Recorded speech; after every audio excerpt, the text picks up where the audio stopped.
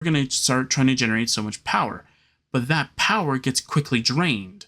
So it's got to constantly keep generating power, but that power keeps getting drained. So it's got to keep consisting with that power. So it's got to generate power, but it gets sucked. So it keeps trying to generate that power enough to move, but that power keeps getting drained before it can even have a chance of, well, moving. So there's that. And that's what Arcanics is for. So yeah, so over here is going to be different. Right now it's just, it was going to be a room of some kind. I think I was supposed to make it into like a little like shipment crate room kind of thing that you would take whatever you wanted from Arcanics and place it here, but obviously I don't need that anymore. So I think I'm going to make this into another entrance to the cavern area, which will be pretty cool. Over here is the storage area. I don't think it really does much of anything. We also have the storage containers here. So I actually like what I've done with these storage containers. I'll see if I have the originals. Give me 1 second. I'll see if I have the originals somewhere. All right, so here is the version that's... Oh, these are cut off a little bit, but you get the point. So this is what we originally used, or what I originally used for the shipping containers. So as you can see, like this, like just think of this as like this one kind of thing. Like this is the door. That's what was on this one. I don't think this one had one. Or it wasn't as inclusive as that one. Anyway, so this is what the shipping containers looked like. They were very basic, and you know what? I grabbed the model from somebody else, and I just changed the colors a little bit to fit like the 1.12 aesthetic, and I thought that would look really cool.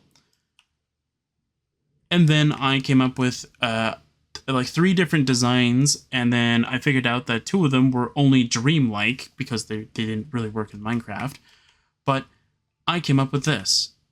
So it uses concrete with the fences. The fences are what allow you to grab it, to grab it with like a forklift or something like that, because it has this. It has a little like bump for you to be able to like slide it a forklift under. I know a forklift has 2 prongs and not 4, but we're just going to ignore that kind of thing instead of me just using slabs, which ultimately would have been way better though. But I like the way that the fences look, so we're just going to use fences for now.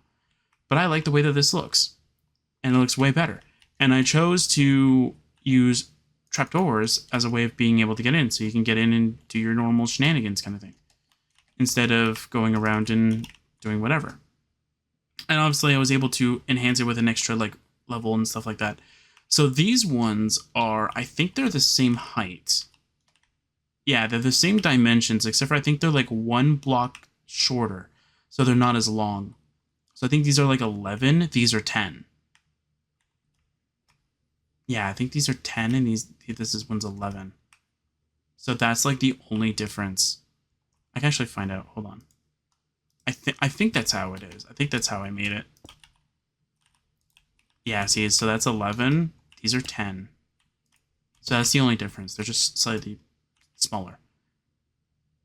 You could say, though, that, like, if I were to have made these 11, it would be way better than that. But that's not the way that these are supposed to look. So this is supposed to look like... So we're not going to count this because this is just the trim of the shipping container. So 2, fence, 2, fence, 2, fence. Like, that kind of thing. Well, I could put a 1 here kind of thing and just say, like, 3, fence, 3, fence, 3. Right? But, But I gotta say, though, I like this. This looks a way better. And I've done one for each and every different wood type, as you can see over here. So these are all the different shipping containers. So I have mangrove, I have acacia, I have, or acacia, I don't really care. Dark oak, spruce, cherry, white oak, or pale oak, sorry, not white oak, pale oak, and then the 2 nether ones, so the warped and the crimson. And then obviously I made bigger ones, because for certain areas I needed to make bigger ones. So yeah. So I'm going to go back to the world, and then we're going to show that off. All right, so now that we're back into the world, let's continue onward. So this isn't actually supposed to be the floor, though. But I like it, so I might keep it. I'm guessing this got messed up somehow. Does that mean this one's also messed up? No, this one never got messed up. That's weird. So this one got messed up, but that one didn't. Weird. But yeah, but all this one was supposed to be like this block, though. Like, just normal deep slate like that. But now that it's got different deep slates. I might like it, actually. Over here is a little training area. So this is supposed to be like where, like, you would have, like, custom enemies kind of thing, like, appear so you can practice combat kind of thing. The idea was, like, it would have, like, a simulation kind of thing. But instead of doing that, I obviously just kept it empty. And then over here is your archery training. So what happens is that you fire here. And if you want to know if you hit it, it'll light up twice, because I don't know why it does the second one, but it does. And yeah, so there's that. Then more shipping containers. There's a lot of shipping containers. I just liked using this, and I just wanted it to be very colorful and not as well empty, pretty much.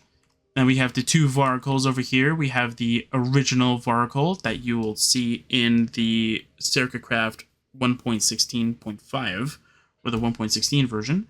So that's what this varicle is. This one was sort of just using all the deep slate and dark oak and all that other such blocks kind of thing. Oh. Oh, well, that's not meant to be there. That's because I used World Edit. Alright.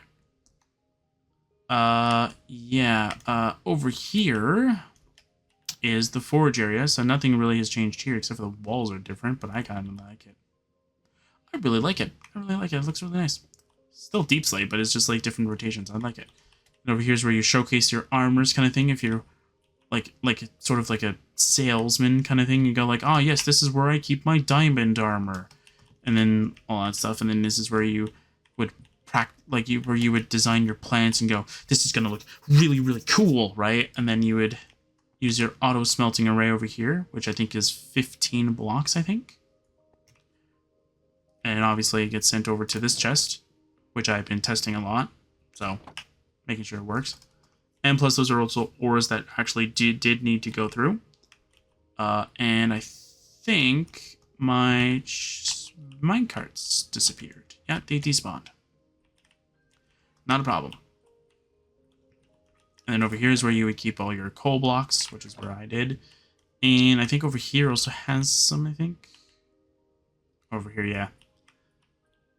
And then over here has some extra coal and stuff like that. And then over here is where you would have your nether wart.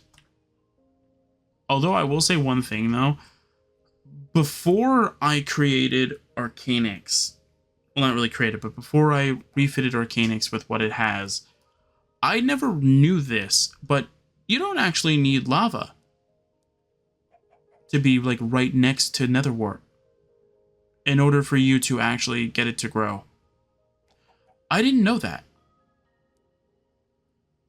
I'm not joking. I actually didn't know that. I actually thought you really needed lava near it, because I thought it was just like every other crop where you needed the well, instead of water, lava, right? But you need the water, so though the soil gets moistened kind of thing, and then you can be able to plant and it'll be able to grow. But no, in other words, you don't need that. You just need soul sand. That's it. It's interesting. And over here is like potions. And then here obviously is a infinite water source block. And by that I mean it's just one block, but it's infinite for water bottles, despite it looking very smaller compared to these. And I think this can flood? No. Okay. And obviously you have your brewing stand over here, which will have a hopper, which will take all the potions that you throw in there, but it's fine. And over here is where we keep Raza and Revacraft. So here is Revacraft. This was the first version I used. And I used it for a while until I started changing the base a little bit to kept on changing. And then when I changed the base to have the new engine design, which you will see from Xilestar base, which is over there, I ended up saying, you know what, for Revacraft, I'm going to go do the same thing. So I took what made that engine good, so this pretty much, and then I changed it. And then I kind of liked it. And then throughout the 1.14. Yeah, I think throughout 1.14, I decided to change the roof so it's a little bit more sleeker and just more thin. So that's exactly what I did here. So it looks more thin and it looks really, really good. I really like it. And then I think I might have stashed something up here. Maybe? No? I thought I did. Or maybe I did on my own time. I don't know. And then over here, there is nothing. And then over here is my giant storage room. This actually got changed. So instead of having the central tower being the one where you would have everything being like your way of going up and down, I chose the scaffolding method. So you can go here and you can go, oh, I want to go into this chest, or I want to go into this chest, or this chest, or this chest, that kind of thing. Obviously, all of them are locked, so you won't be able to do it. But yeah, the only thing is that, like, I think for when you go up here, I think you won't die, but you'll take a lot of damage. So let's see here. Yeah, you won't die, but you'll be pretty close. But that's pretty much it for that area. It's pretty much Arcanix is emptied, or got its entire inventory is emptied, and most of it got sent here. I think some of the stuff got sent into there, and then all the food got sent up to the kitchen, and then pretty much everything else got scattered around the base kind of thing. I think most of it ended up there. Obviously, all the tools and armors, I think, ended up in there. And then all which way kind of thing, everything got sort of shuffled around. So over here is where, as I said, Rosaria base. So this isn't the version I want here, because while I was initially running around with Cobblemon on my first ever run through kind of thing of it, while I was testing around, I actually made a version of this that actually has all the barrels facing outward. So pretty much all these barrels, yes, all these barrels are looking like this. So you're seeing it from this point of view, right? And I think that looks a lot better than just seeing it like all screwed around like this, because it doesn't really look good. And maybe I changed it on the bottom? Did I do anything interesting with the bottom part of here? No. Yeah, so that's pretty much what I did. I just changed it all. So all the barrels now look like you're seeing the bottom of it pretty much. Just looks a lot better in my opinion. But yeah, but nothing really happens in here. And again, the whole lore thing as well, like this keeps it floating up kind of thing. This is how it gets in. And then obviously for Minecraft purposes, this nether portal allows it to easily pass through kind of thing. The nether portal is how it gets in and out. And then the same thing with these two. Right, so these two are the same thing. Yeah. I'll explain how these two work, or how they get around. But yeah, then over here, we also have the sort of like the climate control center and stuff like that. You may have noticed, but I will go into more detail of this. But this actually controls like the temperature of the different areas as well as everything else in between, right? So one controls the temperature, one controls like the weather, or one controls the weather, one controls the temperature of the area, one controls the water temperature and the water clarity, which is what this does. So you can see the water color and you can go, okay, we're going to change the water color, and then you go, oh, okay, looks pretty good. And then obviously one's about, I think this one here is about communications. And then I think this one, pretty much prevents people from leaving, if I remember correctly. There might be another one there might be another thing that I'm forgetting. Or one of them is about, or maybe this one's about communications and making sure people don't leave because something, right? And then this one's something else, I can't remember. I'll have to properly label them later. And these are supposed to be filled with like gold, diamonds, and emeralds and stuff like that, but I want to put them as different colored liquids. I think that would be pretty cool.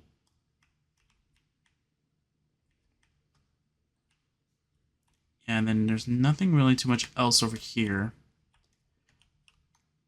And so I'll show you what I'm talking about, the area. So as you can see, we're actually enclosed in an area.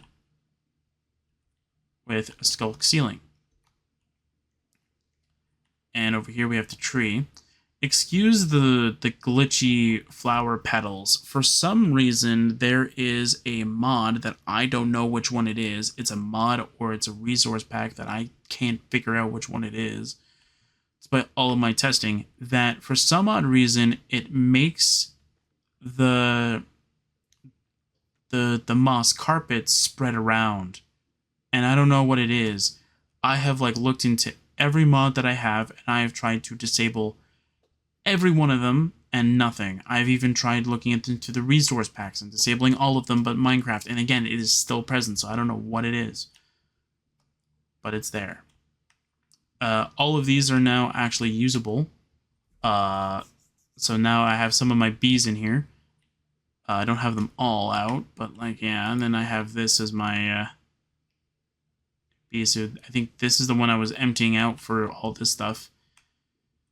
So yeah, so I want the tree to have bees.